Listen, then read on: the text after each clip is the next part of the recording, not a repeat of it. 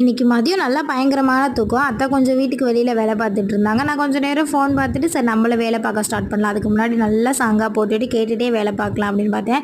நம்ம மூஞ்சி வேற வர வர ரொம்ப மோசமா போகுது. அதனால ஒரு தக்காளிய வச்சு அப்படியே பேசியல் பண்ணிட்டு, சிலிண்டர் மதியம் வாங்கி வெளியிலேயே வச்சாச்சா, அத எடுத்து செட் பண்ணிட்டு, என்னைக்கு வாங்கணும் அப்படின்னு டேட் மட்டும் குறிச்சு வச்சேன். அப்பதான் எத்தன நாள் யூஸ் பண்றோம் அப்படின்னு தெரியும்.